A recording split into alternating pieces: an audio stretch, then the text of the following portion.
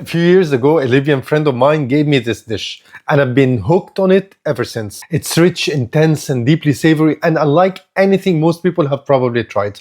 So today I'm making lusa, a delicious Libyan dish you've probably never heard of. Welcome back to Nomadic Street, where we bring the world into your kitchen. Today, we're heading to Libya. This is the third video in my short video series exploring Middle Eastern dips beyond the usual ones. I'm starting with 1.5 cup of olive oil, which is about 360 millimeters. Into that goes 70 grams of dry onion, which is about 2.5 ounces. I'm frying the onions gently, moving them constantly so they brown evenly. You want to take them out when they are just lightly browned. And if you can't find dried onions, you can make your own from 3 large onions using either the hydrator or an oven. I'll leave the oven method in the description box. Once the onions are ready, I'm taking them out and setting them aside.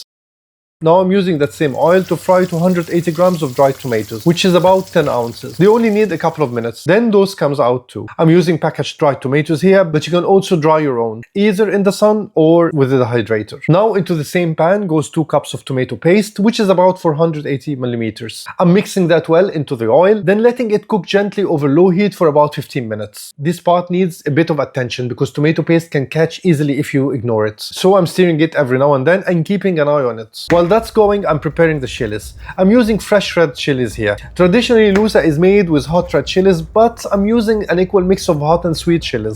That way, I still get the flavor and character of the dish, but with a more manageable level of heat. Feel free to adjust the balance depending on your own heat tolerance. I remove the seeds, slice the chilies, then pulse them in the food processor until they are finally chopped.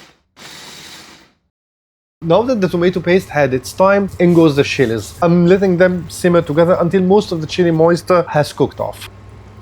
Meanwhile, into the food processor go the fried dried tomatoes, the fried onions, and 3 cloves of garlic. I'm pulsing that into a paste. This is where the dish starts becoming what it is, concentrated, rich, and full of character.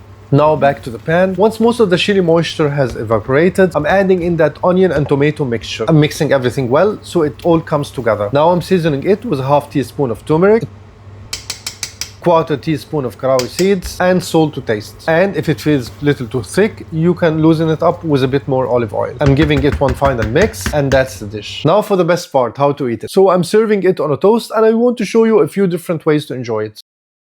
First, just on its own with some olives, then with your favorite cheese,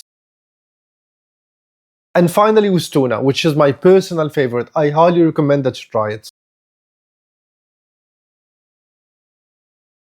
And one more thing, this also goes really well with boiled eggs. That rich, intense flavor works beautifully with all of them. This is one of those dishes that really stays with you. It's bold, deeply savory, and incredibly distinctive. And if you've never heard of it before, that's exactly why I wanted to make it. If you've enjoyed this, make sure you check out the other videos in this Middle Eastern dip series. You can watch my Muhammara video and my Alexandrian style fava bean video next. Thanks for watching.